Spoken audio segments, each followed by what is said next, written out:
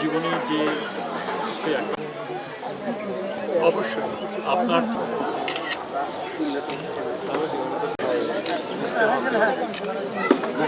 অনেক কষ্ট কেউ আপনাকে করতে পারে না।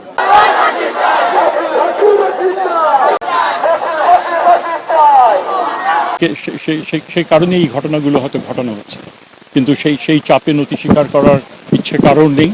এবং আমি মনে করি রাজনৈতিক দলগুলো দৃঢ়ভাবে বিশ্বাস করে যে এই সমস্ত সমস্যা যেগুলো রয়েছে, সংকট যেগুলো রয়েছে, একটা সুষ্ঠু নির্বাচন তার থেকে উত্তরণ ঘটাতে আমাদের সাহায্য করবে।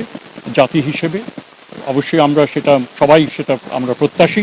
একই সাথে সাথে সরকার দৃঢ়ভাবে, আমি যেটা বলেছি এটা অঙ্গীকারাবদ্ধ, এর থেকে ব্যত্যয় ঘটার কোনো কারণ নেই। আমি এখানে আসার আগে চিফ অ্যাডভাইজারের সঙ্গে আমার কথা হয়েছে। উনি আমাকে বলছেন তুমি কথা বলো, সেগুলো কথা বলে আমরা বসে নিরূপণ করব এবং আমাদের লোকাল অ্যাডমিনিস্ট্রেশন যারা আছে তাদের সাথে মাধ্যমে এই যোগাযোগটা হবে। তবে নিশ্চিত করেছেন যে তার যে সন্তান রয়েছে, তার স্ত্রী রয়েছে, বাবা মা রয়েছে, তাদের দেখভালের যে দায়িত্ব সেটা রাষ্ট্র গ্রহণ করে।